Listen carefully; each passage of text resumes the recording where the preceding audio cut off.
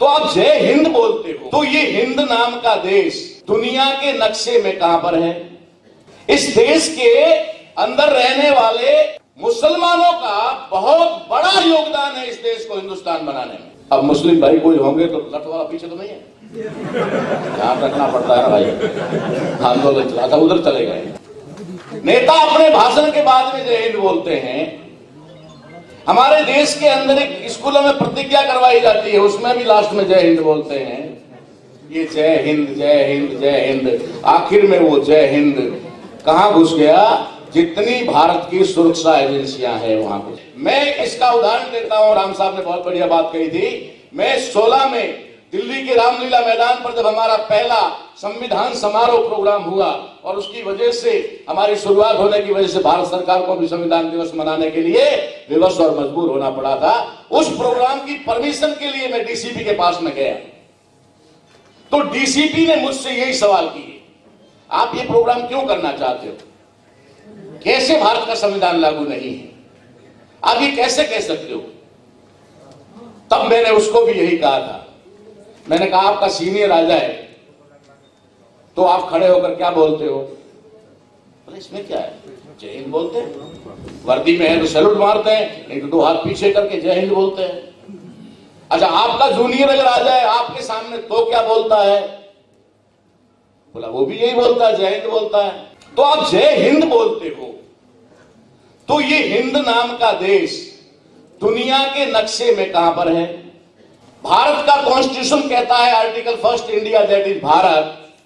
आप जय भारत की जगह जय हिंद क्यों बोलते हो? क्योंकि उन्हें नाम बदलना था, पहला प्रोसेस। नाम बदलने के लिए उन्होंने ये सारा खेल रचाया, और आज हर जुबान पर उन्होंने हिंदुस्तान शब्द डाल दिया। मैं आपकी जानकारी के लिए एक बात बता दूं, इन 5 पॉइंट के ऊपर ही चर्चा करूंगा। हिंदुस्तान यानी इस देश को हिंदू राष्ट्र और हिंदुस्तान बनाने में इस देश के मुसलमानों का क्या रोल है, आपको नहीं पता होगा। इस देश के अंदर रहने वाले मुसलमानों का बहुत बड़ा योगदान है इस देश को हिंदुस्तान बनाने में। अब मुस्लिम भाई कोई होंगे तो लट वाला पीछे तो नहीं है, ध्यान रखना पड़ता है ना भाई। आंदोलन चला था, उधर चले गए। मुसलमान किस तरीके से इस देश को हिंदुस्तान बनाने में शामिल है, आपकी जानकारी के लिए बता दूं।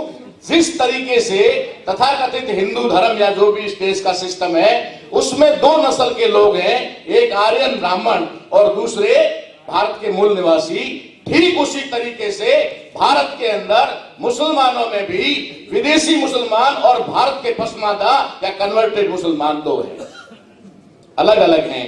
एक की रस्सी उसके हाथ में है, दूसरे की रस्सी उसके हाथ में है। ये दोनों ही कंट्रोलिंग में रहते हैं, और भारत के मुसलमानों को भी वे तकरीर करते हैं तो ज्यादातर हिंदुस्तान बोलते हैं। मैं मुसलमानों के प्रोग्राम में गया तो मैंने जाकर के कहा, मैंने कहा भाई साहब मुझे कुछ डर लग रहा है। बोला क्या? मैंने कहा आप जब अपनी तकरीर में ज्यादातर हिंदुस्तान हिंदुस्तान बोलते हो तो मेरा कलेजा कांपने लगता है। बोला बोलते हम, मैं तो कांपता, आपका क्यों कलेजा? मैंने कहा अभी तक तो ये देश भारत है, और भारत में भारत का संविधान भी थोड़ा बहुत तो लागू है ही है, और नहीं तो अभी टिका हुआ तो है, उसका डर तो है ही है। उसके बावजूद भी तुम्हारी ये हालत है, थोड़ी कल्पना करो तो भैया हिंदुस्तान हो गया तो। बोला यार आज होश दिला दिया आपने तो हमको, लेकिन होश किसको आएगा? जो पसमानदा है, जो इस देश का मूल निवासी है और कन्वर्ट हुआ है, उसको आएगा। जो बदमाश ऊपर टॉप पे बैठे हुए होते हैं, वे आरएसएस के लोगों के साथ में मिलकर के शाम को बिरयानी एक साथ खाते हैं और सुबह भाषण देते हैं, और शाम को एक दूसरे की पीठ थपथपाते हैं कि आज आपने बहुत बढ़िया बोला, साला बहुत लोगों को आपने धंधे में लगा दिया। ये बात हिंदुस्तान बनाने की पहला पॉइंट पूरा करता हूं शॉर्ट में, कि जब देश बदलता है तो उसका नाम बदला जाता है। उन्होंने नाम तय कर दिया है, ये घोषणा औपचारिक रूप से होना बाकी रह गई है, इनडायरेक्टली चल रही है, पूरे देश में चल रही है। हर आदमी ने हिंदुस्तान मान लिया है। पहले थोड़ा राहुल जी कम बोलते थे, अभी आरएसएस वालों ने एक बार उनको ट्रेनिंग करवाया, ट्रेनिंग करवा कर कहा कि आप हिंदुस्तान के सिवाय कुछ नहीं बोलोगे। अब वो पूरा हिंदुस्तान ही बोलते।